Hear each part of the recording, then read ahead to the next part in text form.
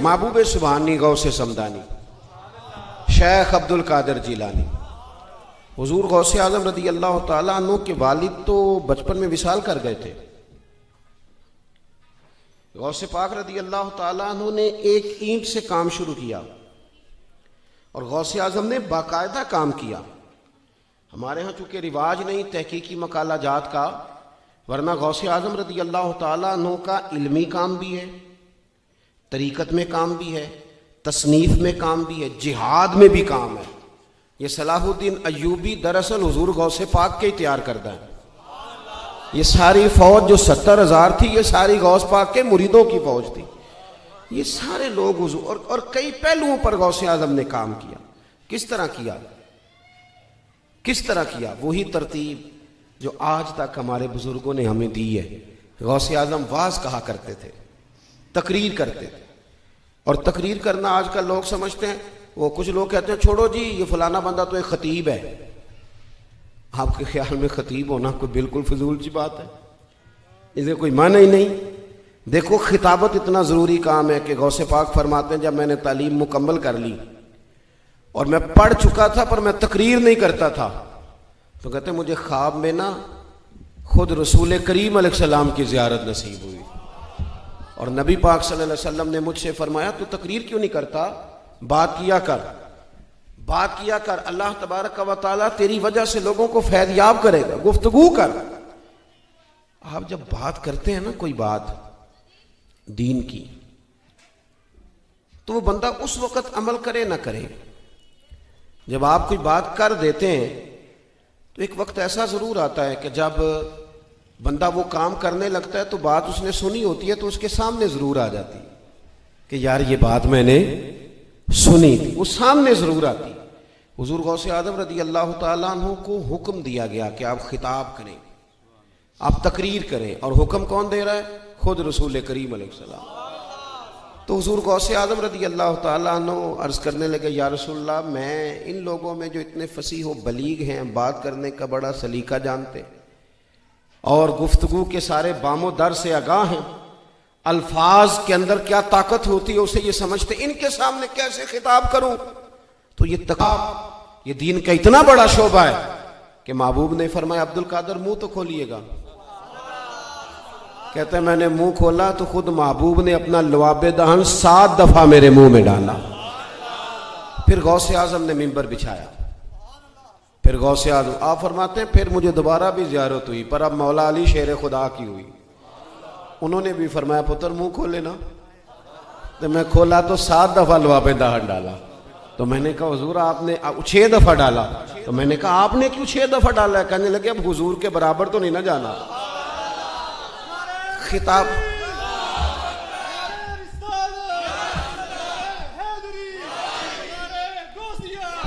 اللہ آپ کو جزائے خیر. سنیں اللہ تعالیٰ آپ کو برکات عطا فرمائے. حضرت پیر صاحب بھی تشریف فرمائیں، حضرت استاد العلماء بھی تشریف فرمائیں. ماشاءاللہ سے رونقیں بڑھ گئی ہیں. تو اب یہ کہ بزرگوں کو بھی زیادہ دیر نہیں بٹھانا چاہیے، کچھ باتیں کر لی جائیں جلدی سے آپ کے ساتھ. آپ نے نا گفتگو شروع فرمائی، تقریر شروع کی. پہلے چھوٹی مسجد میں تھے، رش زیادہ ہو گیا. میں نے شروع میں کہا ہے کہ میری طرح کے کئی لوگ دعوے کریں گے ہم نے بڑی محنت کی، کر جاتے ہیں لوگ دعویٰ، لیکن یہ محنت کا نا تھوڑا سا ہی دخل ہوتا ہے، باقی فضل الہی ہوتا ہے. سارا اللہ ہی اسباب بناتا ہے، رب ہی طریقے عطا کرتا ہے، وہی قبول عام کسی کو دے دیتا ہے، اپنے ہی اس کے فیصلے ہیں. میں تو اکیلا ہی چلا تھا جانب منزل، مگر پھر لوگ آتے ہی گئے اور کارواں بنتا گیا. زیادہ تر اللہ تعالیٰ کی مدد اور اس کے کرم کا ہی دخل ہوتا ہے. چھوٹی مسجد سے بڑی مسجد میں گئے، پھر وہاں بھی رش ہو گیا تو پھر عیدگاہ میں چلے گئے، پھر وہاں سے بھی لوگ بڑھ گئے. تو پھر غوث اعظم نے باہر کھلے میدان میں ڈیرا لگایا. 70 ہزار لوگ ایک وقت میں خطاب سننے آتے تھے. اور خطاب وہ والا نہیں کہ جو بس خطاب ہے، جو بندہ کہے سویرے مجھے نہیں پتا کیا بیان ہوا تھا، وہ والا نہیں. اتنا علمی، فکری اور اس قدر زیادہ تربیتی کہ 400 علماء کاغذ قلم لے کے بیٹھتے تھے جو حضور غوث اعظم کے ارشادات کو نقل کیا کرتے تھے. یہ جو گفتگو ہوتی ہے نا، حدیث بتاتی ہے اس میں جادو ہوتا ہے. یہ اپنا رنگ دکھا جاتی ہے، اس میں نہ کوئی کچھ اثر ہوتا ہے، یہ کر جاتی ہے اپنا کام۔ شیخ یحییٰ بن نجاح کہتے ہیں مجھے تھوڑا تھوڑا شکوہ ہوتا تھا، یہ بھی بڑے علماء کے استاد تھے، حضور غوث اعظم کے ہم اثر ہیں، کہتے ہیں میں نے اپنے شاگردوں سے کہا وہاں کیوں جاتے ہو دوڑ دوڑ کے؟ تو ایک دن ایک شاگرد کہنے لگا استاد جی چلیں آپ بھی ایک دن آ جائیں۔ تو مشکل ہوتا ہے نا تھوڑا سا، میری طرح کے آدمی جنہیں 2 4 5 بچے جاننے لگ جائیں چاہے دنیا دار ہی، تو وہ کسی اور کو مانے، یہ بات ذرا مشکل ہو جاتی۔ تو کہتے ہیں میں چہرے پہ کپڑا لے کے چلا گیا چھپا کے اپنا آپ، لیکن جب شیخ نے گفتگو چھیڑی نا تو رب کریم کے بندوں کی باتوں میں بڑا اثر ہوتا ہے، اور اکثر وہ باتیں لچھے دار نہیں سادہ ہوتی، پر وہ کمال کر جاتی ہیں۔ کہتے ہیں میں تو چھپ کے بیٹھا تھا نا، پھر کپڑا کب سرکا پتہ نہیں چلا، پھر چہرہ کب کھلا پتہ نہیں چلا، فرماتے ہیں پھر آنسو کب آئے پتہ کوئی نہیں چلا، اور پھر دنیا ساری چلی گئی، جلسہ ختم ہو گیا۔ تو میں نے دائیں بائیں بیٹھنے والے شاگرد کہنے کے استاد جی جانا نہیں، میں نے کہا جانا ضرور ہے پر کل دوبارہ لازمی آنا ہے۔ اگلے دن پھر فرماتے میں اگلے دن گیا۔ حضرت شیخ کی مجلس مبارکہ کا یہ طریقہ ہوتا تھا، میں نے آپ کو شروع میں کہا نا کہ یہ موبائل یہ اب تو ہم نا، میں نے جمعے میں بھی دوستوں سے کہا تھا کہ شو پیس نہ بنائیں اپنے بزرگوں کو، یہ صرف فوٹو بازی میں نہ رکھیں چیزوں کو، یہ شو پیس نہ بنائیں، آپ چیزوں کو نہ خوبصورت کریں۔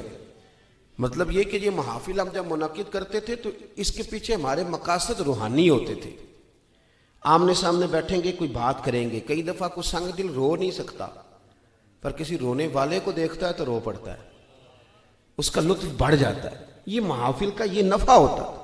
لیکن ہم نے اس کو بھی نا فوٹو بازی میں، کچھ لوگ پوری محفل میں بڑے پریشان ہوتے ہیں کہ کوئی فوٹو 2 4 بنانے کا موقع نہیں ملا، بڑے پریشان، تکلف بڑھ جاتا ہے، اور یوں محسوس ہوتا ہے کہ جیسے یہ کام نہ زیادہ فوٹو سے، بڑے بڑے پروگرام، یہ تھوڑے دن پہلے مجھے یہ سرکاری کام چل رہا تھا نا شان مصطفیٰ کا، تو انتظامیہ کو مصیبت بنی ہوئی تھی کہ ہفتہ کیسے گزارنا ہے، تو کبھی کسی کی منت کرتے ہیں کبھی کسی کی منت کرتے ہیں، تو مجھے بھی کہنے لگے کچھ لوگ کہ وہ منانا ہے تو کسی طریقے سے آپ بھی وقت دیں گے، تو میں نے کہا ایک شرط ہے کہ آپ فوٹو نہیں بنائیں گے، اس لیے کہ آپ کو حکم آیا تو آپ نے 4 تصویریں بنا کے ضرور بھیجنی ہے کہ لو جی ہم نے کر، یوں نہ کریں، آپ یقین کریں کہ سرور خراب ہو جاتا ہے۔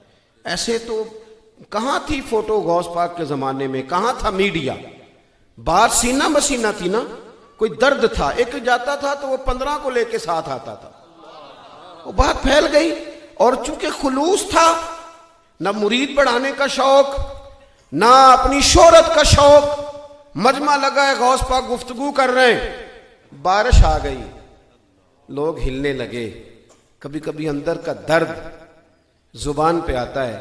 حضرت غوث اعظم نے 2 آنسو گرائے، عرض کی مالک تو دلوں کے حال جانتا ہے، اگر یہ لوگ میں نے اپنے لیے جمع کیے ہیں تو اللہ بھگا دے سارے، اور اگر تیرے لیے جمع کیے ہیں تو پھر بھی تیری مرضی ہے۔ لوگ کہتے ہیں سارے شہر میں بارش ہوتی تھی پر جہاں غوث اعظم کی محفل ہوتی تھی وہاں نہیں ہوتی تھی، سارے شہر میں ہوتی تھی، جو خلوص پہ ملتا ہے، للہیت پہ، ورنہ تو بندے کو یوں لگتا ہے میں اداکار ہوں، میں کہہ کچھ اور رہا ہوں کر کچھ، سے محسوس ہوتا ہے کہ یہ تو کوئی شاید ملمہ سازی ہے، یہ تو شاید میں توتے کتنا رٹ کے کچھ باتیں کر رہا ہوں۔ دوست شیخ یحییٰ کہتے ہیں کہ میں نا اگلے دن گیا تو محفل مبارکہ کا یہ طریقہ تھا کہ جب مجلس ختم ہوتی تھی نا تو 4 بندے اس کونے سے کھڑے ہوتے تھے، کہتے تھے حضور کبھی مسجد نہیں گئے تھے، آج کے بعد توبہ کرتے ہیں، 5 پڑھیں گے۔ 10 اس کونے سے کھڑے ہوتے، کہتے حضور بڑا لوٹا لوگوں کو، چوریاں کرتے تھے، ہم تو رش دیکھ کے آئے تھے کہ یہاں کیا ہے، پر آپ کی گفتگو نے سینے کے سارے میل چھڑا دیے، حضور آج ہی توبہ کرتے، لوگوں سے معافیاں بھی مانگیں گے، مال بھی واپس کریں گے۔ 15 اس کونے سے کھڑے ہوئے اور عرض کی حضور بڑا ستایا رشتہ داروں کو، بڑی دفعہ دل توڑا ماں باپ کا، لیکن آج لوٹ کے جائیں گے، اور جب تک ماں راضی نہیں ہوگی سوئیں گے نہیں۔ یہ توبہ کرنے والے اٹھتے، اپنی اپنی بات کرتے، کوئی روتا، کوئی بلکتا، کوئی سسکیاں لیتا، ایک رنگ ہوتا، ایک شوق ہوتا، لگتا کہ لوگ آئے ہیں کہیں تربیت لینے کے لیے۔ شیخ یحییٰ فرماتے ہیں کہ میں ایک دھاگا لے گیا، آج میں نے گننا ہے کتنے لوگ توبہ کرتے ہیں. کیسے گنوں گا؟ کہتے ایک بندہ توبہ کرے گا تو ایک گرہ لگا لوں گا, پھر دوسرا توبہ کرے گا تو دوسری گرہیں لگاتا جاؤں گا, بعد میں گن لوں گا. کہتے میں لے گیا دھاگا, اور ایک بندہ اٹھا محفل کے بعد, تو یعنی وہاں یہ گنا جا رہا ہے توبہ کتنے کریں گے. ہماری محفلوں میں نوٹ گنے جاتے ہیں, دتھیاں والا لہدہ بلائی دا ہے جنہیں پان دینی ہے, یعنی انہیں 1000 لے کے 950 واپس کرنا ہے. اور یہاں ایسا تماشا عجیب و غریب, اور آپ یقین کریں کوفت ہوتی ہے. کیا مطلب, اس طرح بھی ہونا تھا, یہ بھی طریقہ تھا. اور کیسی سیانی قوم ہے, اپنے ہاتھوں سے پہلے بکھیرتی ہے پھر خود اکٹھے کرتی ہے نا جی. بچوں کا کھیل آپ نے اکٹھے تو بعد میں کرنے تھے. چند دن پہلے میں ایک جگہ پہ تھا تو ایک صاحب کہنے لگے پیر صاحب ہر گل اپنی دھکے نہ نہیں منائی دی, میرا بڑا دل ہے مینو خدمت کرن دیو سٹن دیو. میں کہ لیا پھر بیلیا 5-5 ہزار والے سٹ, تیرا پتہ لگے نا تیرا بڑا دل کرتا ہے سٹنے پہ. کیا فلسفہ آپ نے, اس سے باہر آئے. یعنی یہ چیز تھوڑی سی نا اور طرف لوگوں کی رغبت دلاتی ہے. پھر نوٹوں والے قبضہ کر لیتے ہیں اسٹیج پہ, پھر دتھیوں والے فرنٹ سیٹوں پہ آ جاتے ہیں. غریب بیچارہ پیچھے مووی کے پیچھے چھپتا پھرتا ہے کہ نوٹ ہوتے تو میری بھی سیٹ آگے ہوتی. آپ ملا شریف میں بھی لوگوں کا یہ انداز کریں گے, 11ویں میں بھی لوگ یوں ترسیں گے کسی بزرگ کی زیارت کرنے کو, آگے بیٹھنے کو, دعا لینے کو. شیخ یحییٰ کہتے ہیں میں دھاگا لے گیا, ایک بندہ اٹھا توبہ کرنے کو تو میں نے ایک گرہ لگائی, دوسرا اٹھا تو دوسری لگائی. قریب ہی ممبر شریف کے بیٹھا تھا. پہلے تو 2-2 4-4 لوگ اٹھتے تھے تو گرہیں لگاتا گیا, پھر لوگ درجنوں کے حساب سے اٹھنے لگے.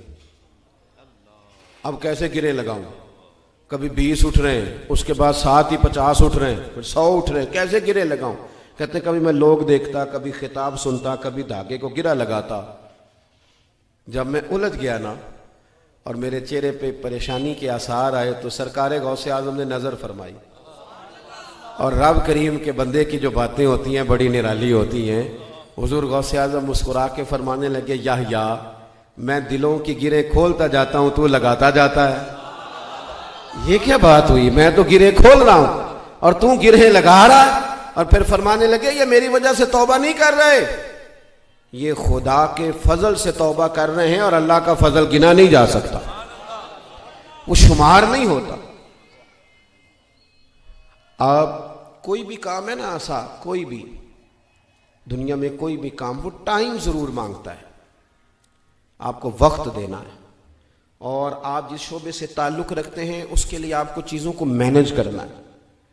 آپ یہ نہیں کہہ سکتے کہ آپ کی سوشل لائف ہوگی, ضرور ہوگی, لیکن اگر آپ نے دعویٰ کر لیا نا کہ میں دین کا خادم ہوں, اور یہ صرف علماء کے لیے, مشائخ کے لیے نہیں, میرے جیسے لوگ جو فلانے آستانے سے وابستہ ہیں, فلانے آستانے سے وابستہ ہیں, آپ وابستہ ہو کہ آپ کو اجازت نہیں ملے گی. جب آپ نے کرامت سنانی ہے نا گھر اپنے پیر صاحب کی, تو پھر آپ کو گھر میں میٹھا بھی بولنا پڑے گا, ورنہ گھر والے کہہ دیں گے یہ سکھاتے ہیں تمہیں پیر صاحب, یہ سکھاتے ہیں تمہیں استاد جی. آپ نمائندے, پھر آپ کو وقت دینا ہے, پھر آپ کو ٹھیک ہونا ہے, پھر آپ کو اپنے لب و لہجوں پر, سوچوں پر تھوڑا پہرا رکھنا ہے. حضور غوث پاک رضی اللہ تعالیٰ عنہ نے بڑا وقت دیا. صبح درس دیا فقہ کا, فجر کے بعد سننا ذرا بات, اور پوری سننا, اور 10 بجے باقاعدہ مدرسہ پڑھایا. اور کام وہی کیے جو سارے مولوی کرتے ہیں, اور یہ کام کرنے والوں کو لوگ مولوی کہتے ہیں, پیر نہیں کہتے, ساری زندگی نہیں کہتے. اور کئی پیر بھی میں نے دیکھے ہیں بڑے فخر کے ساتھ کہہ رہے ہوتے ہیں ماشاءاللہ. علامہ صاحب, مولانا صاحب اتباع ہو جی, ان کی گفتگو میں محسوس ہوتا ہے کہ یہ سمجھ رہے ہیں کہ مولانا صاحب شاید اس درجے کے نہیں, معاذ اللہ جہاں میں ہوں. سنیں, صبح فقہ کا درس دیا غوث پاک نے, اور پھر صبح 9-10 بجے مدرسہ پڑھایا, اسباق پڑھائے, باقاعدہ کتابیں پڑھاتے تھے غوث پاک. اور میں انشاءاللہ تعالی ذمہ داری سے حوالہ عرض کروں گا, ہمارے ہاں نا مدارس میں ناظم تعلیمات ہوتے ہیں جو اسباق تقسیم کرتے ہیں. چلو میں آپ کی بولی میں بتاتا ہوں, پیریڈ نہیں بانٹے جاتے, چلو اللہ کرے تو ہم سمجھ لگ گئے. اسی کا ترجمہ مدرسے میں اسباق بانٹنا ہوتا ہے. یہ استاد یہ پڑھائے گا, یہ استاد یہ سبق پڑھائے گا. تو ناظم تعلیمات اسباق تقسیم کرنے لگے تو حضور غوث اعظم سے کہنے لگے حضور آپ کو کون سا سبق دینا ہے, یعنی کتاب کون سی دیں آپ کو, فقہ پڑھائیں گے, اصول پڑھائیں گے, حدیث پڑھائیں گے, گرامر پڑھائیں گے, نحو, کیا سبق آپ کو دیں. تو غوث پاک فرمانے لگے مجھے سبق نہ دو, تو حضور پھر فرمایا اس طرح کرو کہ لائق بچے تم سارے رکھ لو، نالائق سارے مجھے دے دو، نالائق دو سارے، میں نالائقوں کو پڑھاؤں گا، نالائق سارے۔ میں اکثر کہتا ہوں کہ یہ جو پاس آیا فرسٹ آیا ہے تمہارے کالج میں، اس کا تم نے بورڈ پہ فوٹو لگائی ہے، تو جو فیل ہوا ہے فیسیں تو اس نے بھی پوری دی تھی، کالج تو وہ بھی آیا تھا، اس کا بھی تو کوئی والی وارث بنے نا، اس کا بنتا ہی کوئی نہیں۔ فرمایا یہ نالائق مجھے دو، بلکہ میں نے پڑھا۔ ایک کند ذہن بچے کو غوث پاک سبق یاد کرا رہے ہیں۔ یہ مدرسوں کے بچے بڑے پیار کے قابل ہوتے ہیں اور بڑے بڑے انوکھے ہوتے ہیں۔ آپ یقین کریں کبھی کبھی یہ اتنا پیار دے جاتے ہیں کہ دل ٹھنڈا ہو جاتا ہے، مزہ کر جاتے ہیں۔ تو ایک بچہ تھا، غوث پاک سبق پڑھا رہے تھے، تو وہ نا کند ذہن تھا بیچارہ، یاد ہی نہیں ہوتا تھا۔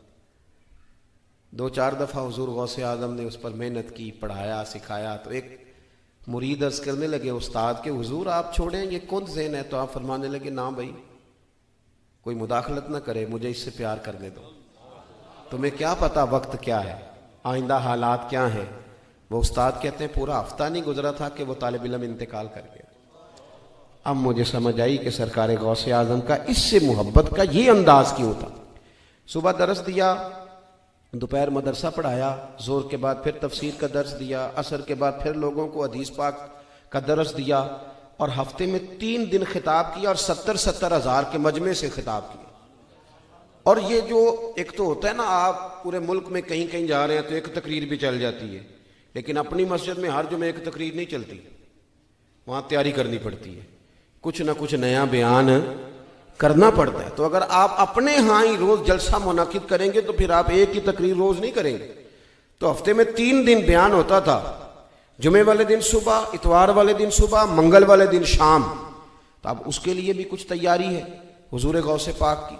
اور 70 ہزار کے مجمع نے تقریر سنی، یہ صبح سے شام تک کی مصروفیت ہے۔ لوگ تقریر سن کے چلے گئے اور شیخ عبد القادر جیلانی گھر آئے، وضو کیا اور مصلی بچھا لیا۔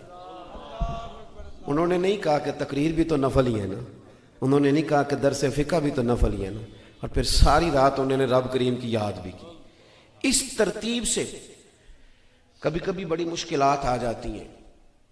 آپ لوگوں نے بڑا پہلے وقت لیا تھا، آپ نے بڑی محنت کری، اشتہار بنوائے، تیاری کی، یہ بچے کئی دفعہ گئے، اور مجھے پتہ ہوتا ہے اب میں جب آیا ہوں تو میں دیکھ رہا تھا کہ کتنے یہ جذبات میں ہیں اپنی محفل کے تعلق سے، کتنا شوق ہے، چہرے سے نظر آ رہا تھا۔ خدا نہ خواستہ کسی وجہ سے میں مس ہو جاتا تو یہاں جو کیفیات تھیں وہ بڑا اور رخ اختیار کر جاتی۔ میں نے کہا کہ دین کا کام بڑی محنت مانگتا ہے آپ کو، اور پھر انسان ہے، اس کے ساتھ سوشل لائف وابستہ ہے، کئی جگہوں پہ اس کے رشتے ہیں، تعلقات ہیں۔ غوث پاک کے لیے 70 ہزار کا مجمع آ گیا ہے تقریر سننے، اور ہماری طرح کی سہولیات نہیں کہ میسج چھوڑ دیا جائے کہ آج بات نہیں ہوگی۔ کوئی گھوڑے پہ بیٹھا ہے میلوں کا سفر کر کے ہے، کوئی خچر پہ بیٹھا ہے، کوئی 4 دن میں پہنچا ہے، کوئی 6 دن میں پہنچا ہے۔ 70 ہزار کا مجمع لگ گیا، لوگوں کی آمد ہو گئی۔ سننا دوستو، میں نے کہا کہ دین کا کام جن لوگوں نے کیا انہوں نے کر دکھایا۔ ادھر مجمع لگ گیا، ادھر صاحبزادے کا انتقال ہو گیا۔ عین وہ وقت جو خطاب کا ہے، قبر شریف تیار ہو گئی، غسل ہو گیا، کفن دے دیا گیا۔ حضرت غوث پاک رضی اللہ تعالیٰ عنہ سے اہل خانہ نے کہا حضور اب کیا کرنا ہے، جلسہ یا بیٹے کا جنازہ؟ یہ مشکل کبھی کبھی آتی ہے، لیکن پھر کھڑا کرتی ہے بندے کو، احساس دلاتی ہے کہ اب پتہ چلے گا کہ تیرا اصل وعدہ کس کے ساتھ ہے، اصل تو نے کہاں عہد کیا ہے جس کو تو نے نبھانا ہے۔ حضور غوث پاک فرمانے لگے بھائی یہ جو لوگ آئے ہیں نا 70 ہزار جی آئے ہیں رب رسول کا دین سننے۔ تو مالک کو بھی تو پتہ تھا نا کہ یہ دین سننے آئے ہیں، پتہ تھا نا مالک کو۔ تو میرے بیٹے کو اگر آج ہی اس نے اپنی بارگاہ میں بلایا ہے، اگر وہ اس بات پہ راضی ہے تو میں بھی اس کی رضا پہ راضی ہوں۔ فرمایا تم اس کو غسل دو، کفن دو، میں جا رہا ہوں خطاب کرنے، جب جنازہ تیار ہو جائے تو محفل میں لے آنا، چند منٹ ممبر سے اتر کے جنازہ پڑھا دوں گا، پھر تم جا کے دفن کرانا، اس لیے کہ میرے لیے جو زیادہ ضروری ہے وہ رسول پاک کے دین کی تبلیغ ہے۔ تو جے سونا ہی میرے دکھ وچ راز۔ جو لوگ نظریات کو پختہ کر لیتے ہیں نا، امام غزالی دعا مانگا کرتے، یا اللہ مجھے دیہات کی بوڑھی عورتوں جیسا ایمان عطا فرما۔ یہ جو ہمارے بچے نئے آئے ہیں نا دلائل کی دنیا میں، ان کو پتہ بھی نہیں کہ اس چیز کا ماخذ کیا ہے، اس کی اصل کیا ہے، وہ بھی دلائل کی۔ آپ اعتماد کریں۔ آپ کا کیا خیال ہے کہ جو عالم آپ کے سامنے 11ویں دے رہا ہے اس نے مرنا نہیں؟ آپ کیا سمجھتے ہیں کہ وہ کیا مطلب آپ سے وصول کر لے گا آپ کے سامنے 11ویں بیان کر کے؟ تو اتنی مطلب زمانہ بیت گیا، اب ان تکلفات میں آپ نہ پڑیں۔ اعلیٰ حضرت بریلوی سے زیادہ میں حوالہ کیا پیش کروں؟ سید محدث اعظم کچوچوی رحمۃ اللہ علیہ فرماتے ہیں کہ 11ویں شریف کے نیاز تھی تو شرینی کا ایک ٹکڑا زمین پہ گر گیا، تو میں نے اس شخص کو دیکھا جو علم ہندسہ، الجبرا اور ریاضی سے لے کر تفسیر تک کا ماہر ہے، اس شخص کو میں نے دیکھا کہ انہوں نے اپنا سر زمین پہ جھکایا اور اپنی زبان کے ساتھ وہ شرینی اٹھا کے بتایا کہ 11ویں نہیں، ہم تو 11ویں کے لنگر سے بھی اتنا پیار کرتے ہیں۔ تو آپ پکے بنے، ساری زندگی کہانیوں میں رہیں گے تو عمل کا رستہ مشکل ہو جائے گا۔ اللہ کے حضور دعا ہے اللہ دین کے ابلاغ کی توفیق دے، دین کی ترویج میں اپنا کردار ادا کرنے کی توفیق دے۔ آخر دعوانا ان الحمدللہ۔